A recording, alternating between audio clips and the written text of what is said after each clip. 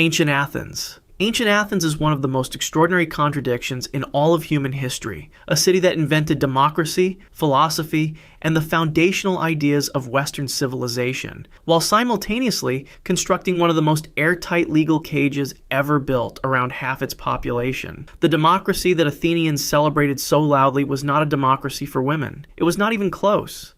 Athenian women, specifically citizen class women, existed under a legal framework called kyriaia, which meant that from the moment they were born to the moment they died, they were under the absolute legal guardianship of a male, first their father, then their husband, then if widowed, their eldest son. There was no stage of an Athenian woman's life in which she was recognized as a legal person in her own right. She could not own property independently, could not enter into contracts, could not appear in court as a plaintiff, and could not make any significant decision about her own existence without the approval of her kyrios, her male guardian. The physical world reflected this legal reality. Citizen women were expected to remain inside the gynekonitis, the women's quarter of the home, a part of the house specifically designed to keep them separate from public and even domestic social life. The idea was not just social preference, but a deeply held ideological conviction that a respectable woman should be invisible, that her name should not be spoken in public at all. The orator Pericles, celebrated as Athens' greatest statesman, reportedly said that the greatest glory of a woman was to be least talked about among men, whether in praise or blame. That was the ideal. Erasure. Marriage in Athens was not a union between two people. It was a property transaction between two men, specifically a father transferring his daughter to a husband. The girl herself had no legal role in the transaction and no right of refusal. Girls were typically married between the ages of 12 and 15, while their husbands were commonly in their 30s, an age gap that ensured maximum power and balance from the first day of marriage. The husband gained complete authority over his wife's body, labor, children, and movement. Adultery laws in Athens revealed the mechanics of this system with particular clarity. If a husband discovered another man committing adultery with his wife, Athenian law actually permitted him to kill the intruder on the spot, which sounds like a protection for marriage. But the law's real function was to protect male property rights, specifically one man's claim over a woman's body against another man's violation of it. The woman herself bore social shame regardless of the circumstances. And if a woman was found to have committed adultery, her husband was legally required to divorce her or face social sanction himself, meaning a woman who had been assaulted or coerced had no path to justice, only expulsion. It is worth noting the contrast with Sparta, which sits just a few hundred miles away and treated women dramatically differently, allowing them physical training, property ownership, and public presence, because Sparta's military ideology required physically strong mothers. Athens' restrictions were not universal Greek culture. They were a specific political choice. The intellectual architecture supporting all of this was built by the most celebrated minds in Western history. Aristotle, writing in works including Politics and Generation of Animals, formally argued that women were biologically deficient males, that the female body was essentially an incomplete or failed version of the male, and that this biological inferiority naturally justified political and domestic subordination. This was not a fringe view. It was institutional philosophy, taught in schools, repeated in public life, and woven into the legal framework of the city.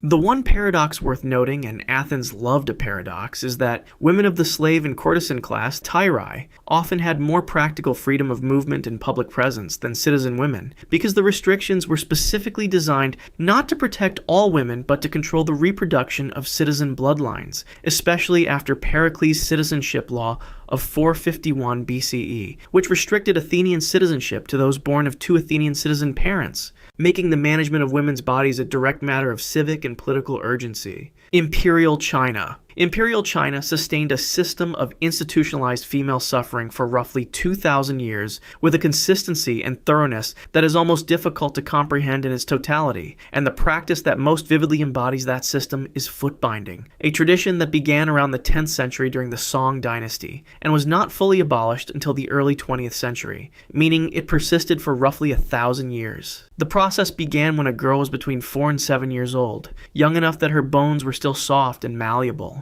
Her 4 smaller toes were bent downward and folded under the sole of the foot. Then the foot was wrapped tightly in bandages to prevent growth and force the arch into a severe downward curve. The goal was a foot of roughly 3 Chinese inches in length, a measurement called the Golden Lotus or San Kun. To achieve it, the bones in the foot were essentially broken and reshaped over months and years. Survivors who documented the process described the pain as overwhelming and constant in the early years, with infections being common, toenails growing inward, flesh sometimes rotting, and some girls dying from the complications. The bandages had to be regularly tightened to prevent the foot from expanding, meaning the pain was not a one-time event but a continuous years-long experience of managed suffering. The cruelty of foot binding is compounded by what it was designed to accomplish. A woman with bound feet could not walk normally. She shuffled with the distinctive swaying gait that required constant support, meaning she was partially or entirely immobile and could not perform physical labor outside the home. This was not considered a side effect. It was the point. A woman who could barely walk was a woman who could not leave, could not work, and could not be economically or socially independent. Her immobility was her virtue. Elite families bound their daughters' feet precisely because it signaled that their household was prosperous enough not to need female labor. And over centuries, the practice cascaded down through social classes until it became nearly universal among Han Chinese women, driven by the brutal marriage market reality that unbound feet made a girl unmarriageable. The Confucian social framework underlying all of this was explicit about female subordination. The 3 obediences, codified across centuries of imperial scholarship, stated that a woman owed obedience first to her father, then to her husband, and finally to her eldest son, meaning there was no phase of a Chinese woman's life in which she was recognized as an autonomous person. The scholar and historian Ban Zhao, writing in the 1st century CE in her work Lessons for Women, outlined the ideal of female conduct as one of constant deference, silence, and self-effacement. And while Ban Zhao's text is complicated and reflects genuine belief, rather than simple cruelty, it became a cornerstone of the educational framework that shaped generations of girls into compliance. Widowhood under Imperial China's value system presented its own particular horror. A widow was ideally expected to remain chaste for the rest of her life, and in some periods and regions, widow suicide at the time of the husband's death was not just tolerated, but celebrated. Families and local governments erected physical monuments called chastity arches to commemorate women who had killed themselves upon becoming widows, or who had maintained lifelong chastity after widowhood, turning female self-destruction into public spectacle and architectural legacy. Female infanticide was a structural feature of the system, not an aberration. Daughters were an economic burden because they left their birth family upon marriage, taking a dowry with them and providing labor and grandchildren to another household entirely. Sons stayed, worked, and performed ancestor rites. The rational economic calculation under the system's terms favored killing girl babies. And evidence from census records and historical accounts across multiple dynasties suggests the practice was widespread. Women had no formal inheritance rights, no independent legal standing in court, and almost no avenue for political or economic participation. The entirety of their existence was designed around their reproductive and domestic function within a household that belonged to a man. Medieval Europe. Medieval Europe built its control of women on 2 interlocking foundations, the law of the church and the law of the land, and the 2 reinforced each other so thoroughly that escaping either was nearly impossible for any woman regardless of her class or circumstance. The central legal concept governing married women's existence was coverture, the doctrine that upon marriage a woman's legal identity was entirely absorbed into her husband's. She ceased to exist as a legal person. She could not own property in her own name, could not enter contracts, could not sue or be sued independently, and could not make financial decisions without her husband's consent or representation. If she came into a marriage with property, it became his. If she earned money, it was legally his. Coverture was not a punishment or a restriction on exceptional cases. It was the default legal condition of every married woman in the Catholic Christian world, enshrined in both canon law and civil legal codes across centuries. The Catholic Church simultaneously created the dominant cultural framework for understanding what women were. On one hand, the Virgin Mary was elevated as the supreme female ideal, a figure of purity, obedience, and silent suffering, who had given her body entirely to God's purpose without complaint or desire. On the other hand, Ordinary women were understood through the lens of Eve, the figure whose curiosity and weakness had brought sin into the world. Women were considered inherently more susceptible to temptation, more bodily, more connected to the flesh, and therefore to sin. And this theological framing was used to justify their exclusion from religious authority, public life, and legal standing. The theological framework for formally prosecuting women as witches was laid out explicitly in a text called the Malleus Maleficarum, published in 1486 by the Dominican Inquisitor Heinrich Kramer. The text argued systematically that women were more likely to make pacts with the devil because of their inferior intellect, their insatiable carnal desire, and their fundamental moral weakness rooted in Eve's nature. While the peak of the witch trial era came in the 16th and 17th centuries, the intellectual and theological groundwork was distinctly medieval in origin.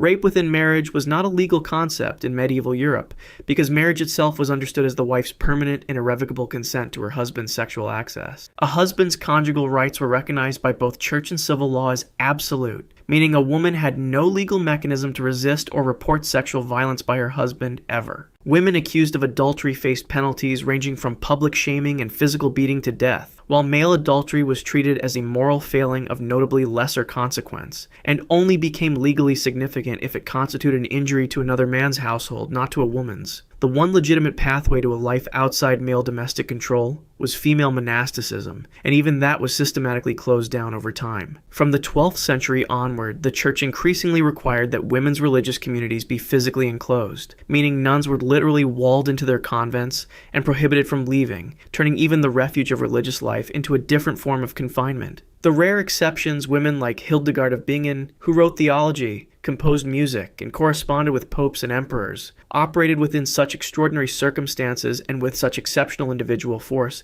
that they demonstrate the rule by contradiction. The system was not accidentally oppressive. It was constructed at every level, theological, legal, economic, and domestic, to ensure that women's bodies, labor, and reproduction remained under male control. The Aztec Empire. The Aztec Empire constructed a vision of gendered cosmic order so total and so theologically elaborated that women's suffering was not merely tolerated or ignored, but was built into the metaphysical architecture of the universe itself. The most striking example of this is the way Aztec religious ideology handled the death of women in childbirth. Women who died giving birth were granted the same honored afterlife status as warriors who died in battle, which sounds at first glance like a form of elevation and respect. Look more closely and the ideology reveals itself. Childbirth was not being honored as a feminine experience. It was being reframed as combat, women's equivalent of warfare, a battle they were expected to fight and potentially die in. The implication is that a woman's highest possible function was to risk death in the production of new warriors for the state, and if she died doing so, she earned a warrior's reward. The framework elevates the outcome while it instrumentalizes the person. The religious calendar and sacrificial system made women's bodies into ritual objects, in the most literal sense. During the festival of Ashpanisli, which was dedicated to Tochi, the Earth Mother goddess, a woman was selected to represent the deity, lived for a period in a ritual role, and was then sacrificed by decapitation. In some documented accounts of the ritual, a priest subsequently wore her flayed skin as a costume during the continuation of the festival ceremonies, a practice that historians of Mesoamerican religion interpret as a ritual of gender transformation and fertility magic, an attempt to embody and thereby control the powers of female reproduction. Similarly, Xilonen, the goddess of young maize, required the sacrifice of a woman during the harvest festival. The primary source for much of what we know about these rituals is Bernardino de Sahagun's Florentine Codex, a massive encyclopedic account compiled after the Spanish conquest with the help of Nahuatl-speaking informants. And it is worth noting that post-conquest Spanish sources carried their own biases about indigenous religion. Nevertheless, the broad pattern of female sacrifice attached to female deities is documented across multiple sources. Aztec law on adultery followed the familiar pattern. Women accused of adultery faced death, while men faced consequences primarily when their behavior constituted an injury to another man's household, not when it caused harm to a woman. The Kalmakak schools offered some noble women access to education, including literacy in Nahuatl and training in religious ceremony, but the content and purpose of that education was primarily to train women for domestic religious roles and to produce the next generation of elite warriors and priests. The one formal role that gave women genuine ritual authority was that of the midwife, the Tezidal, who held significant ceremonial power over the birth process and performed specific religious rites to protect mother and child. But even this role existed within a system in which female bodies were primarily understood as instruments of the state's reproductive and sacrificial needs, vessels whose value was defined entirely by what they could produce or what could be done with them. The Roman Empire. The Roman Empire built a legal system of remarkable sophistication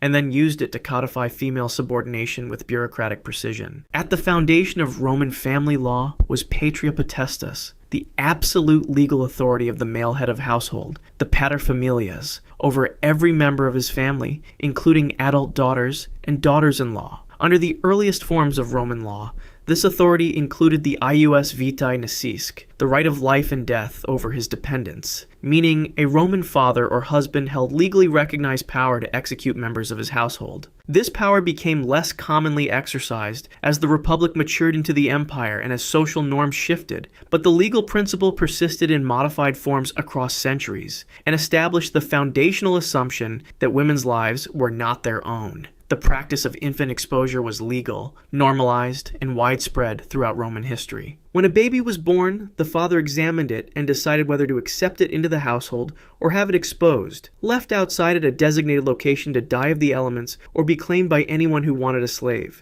Girls were disproportionately exposed because they represented a future dowry expense, and because sons carried on the family name, performed ancestor rites, and provided economic return. The Roman historian Livy and others document exposure matter-of-factly, as a routine domestic decision. For enslaved women, the situation was categorically worse. Roman slavery was one of the largest and most economically central slave systems in the ancient world, and female slaves had absolutely no legal protection against any form of violence from their owners. Sexual abuse of enslaved women by their masters was not only legal, but was a recognized and normalized aspect of the institution. Female slaves were routinely forced into prostitution, either privately or in the formal commercial establishments called lupenaries, the ruins of which survive at Pompeii, with explicit painted menus of sexual services, and their prices preserved on the walls. One of the most viscerally direct archaeological windows into the commercial exploitation of women's bodies in the ancient world. The system of Roman prostitution was legally organized,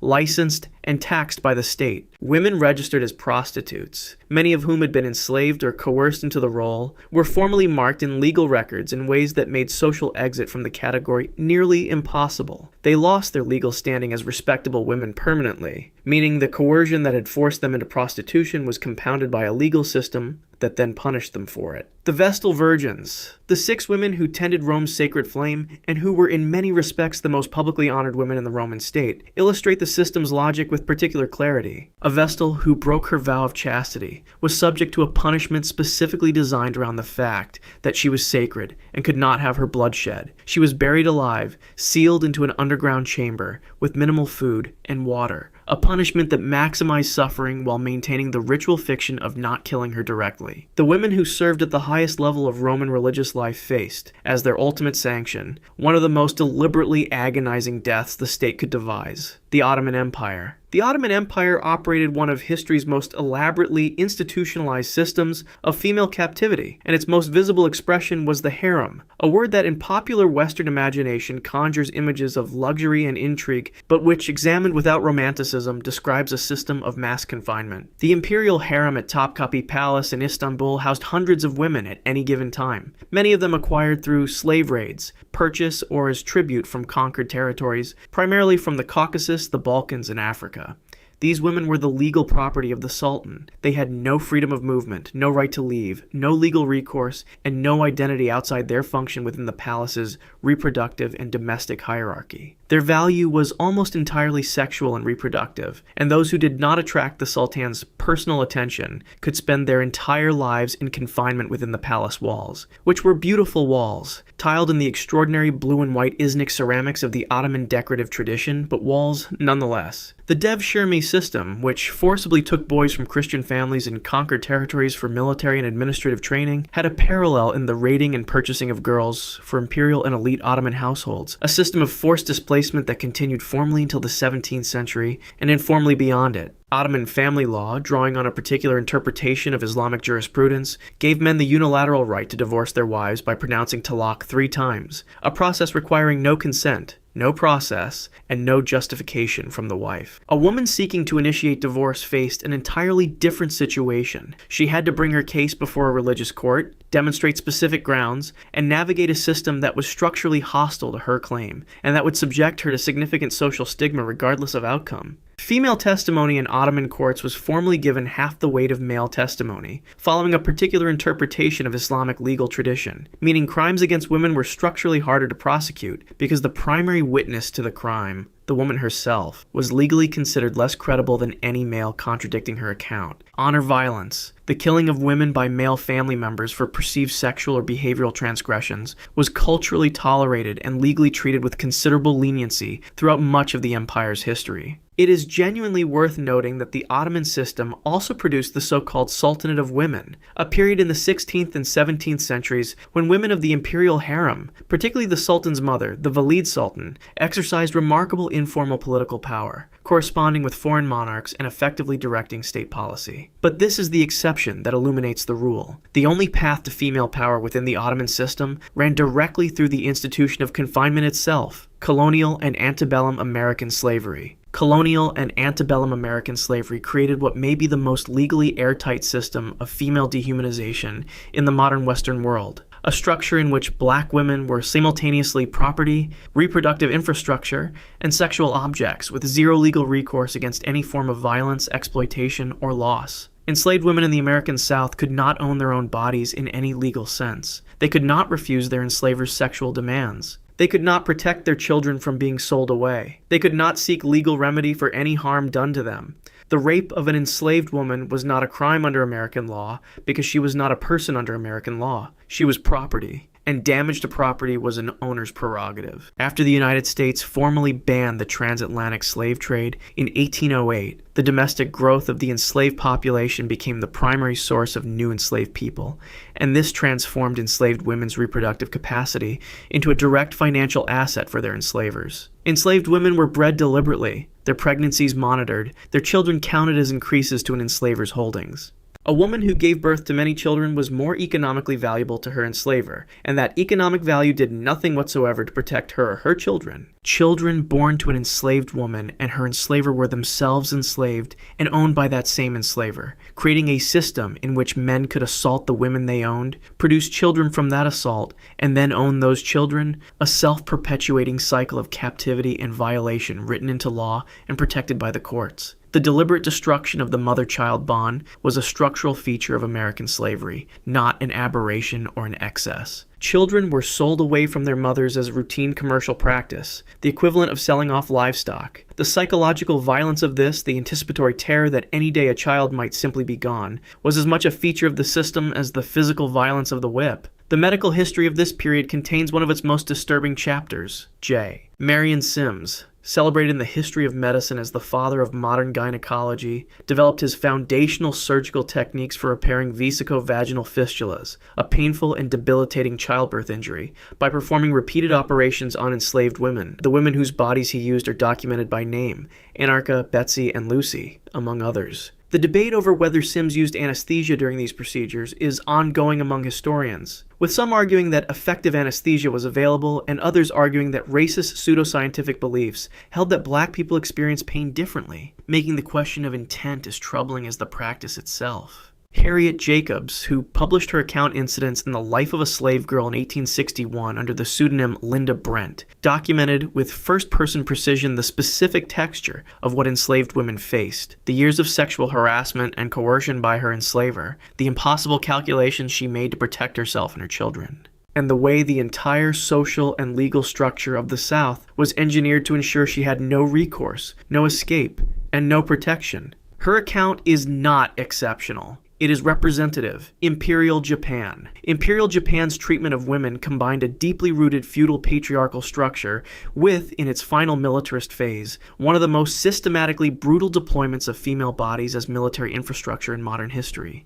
The feudal IE system, the household structure that governed Japanese social organization, placed women under absolute patriarchal authority in a pattern almost identical to Confucian Chinese models. A woman's primary identity was her function within her husband's household, not her birth family, not her own personhood. She existed to reproduce, to serve, and to maintain the domestic order of a family that legally belonged to a man. The Meiji Civil Code of 1898 formalized this structure in modern legal language, stripping married women of legal personhood. A wife could not enter contracts, manage property, or appear in legal proceedings without her husband's permission. This was not feudal custom but modern law, enacted by a state that was simultaneously industrializing and sending delegations to study Western legal systems. In Edo period Japan, a woman seeking divorce from a violent or abusive husband had almost no legal mechanism available to her. The one recognized path was to flee to one of a small number of temples that served as sanctuary institutions, known as inkiridera, or divorce temples. If a woman could reach one of these temples and remain there for a set period, typically 2 or 3 years, she could obtain a divorce. Tokaji Temple in Kamakura is the most documented example. The existence of these temples is sometimes offered as evidence of compassion within the system, but the more precise reading is that the situation was so structurally impossible for women that a centuries-old workaround involving fleeing to a temple and waiting years was considered an adequate solution. The trafficking of women was legal and common throughout the Edo and Meiji periods. Impoverished families sold daughters into indentured servitude, including explicitly into the sex trade, as a recognized economic transaction. The Karayuki-san, women who were sold or trafficked overseas to serve as prostitutes in Japanese commercial networks across Southeast Asia and beyond, numbered in the tens of thousands by the late 19th century, and their departure was managed by labor brokers who operated openly. The most catastrophic chapter, however, is the comfort women's system established by the Imperial Japanese military. Beginning in the 1930s and expanding massively during World War II, the military constructed a system of sexual slavery in which an estimated 200,000 women, primarily Korean, Chinese, Filipino, and Dutch, were conscripted, coerced, or outright kidnapped and forced to serve as sexual slaves for Japanese troops. The women were held in so-called comfort stations, subjected to rape by dozens of soldiers per day, held in conditions of complete captivity, and in documented cases killed when they became too ill to be of use or when they attempted escape. The 1993 Kono statement by the Japanese government acknowledged that comfort stations had been established and operated with the involvement of Japanese military authorities, and that the recruitment process was coercive, but the full extent of formal governmental acknowledgement and apology remains contested and incomplete decades later. Nazi Germany built a system of gender-based violence that operated simultaneously on 2 tracks so different in character that they almost seem like the work of 2 different states, except they were administered by the same bureaucracy, signed by the same officials, and enforced by the same machinery. For women categorized as racially valuable by Nazi racial ideology, specifically ethnic German women deemed healthy and of acceptable Aryan heritage, the regime constructed a specific, state-enforced version of womanhood captured in the slogan Kinder, Küche,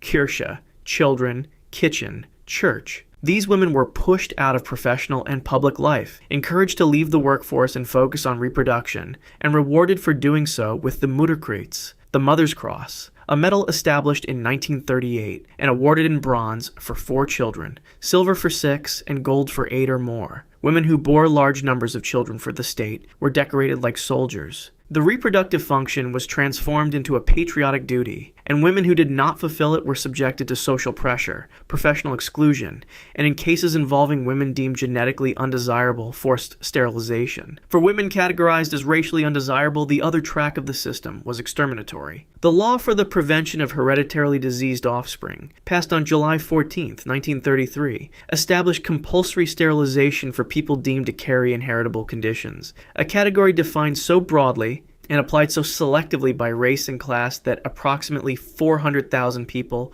were forcibly sterilized before the war ended, with women disproportionately targeted because the surgery was more invasive and dangerous for them than for men, a fact the program's administrators noted with bureaucratic indifference. In the concentration camps, the experimentation went further. At Auschwitz, Dr. Karl Klauberg operated out of Block 10, conducting mass sterilization experiments on Jewish women using injections of caustic substances into the uterus, a procedure designed to be scalable, something that could be performed on large numbers of women quickly without surgical training.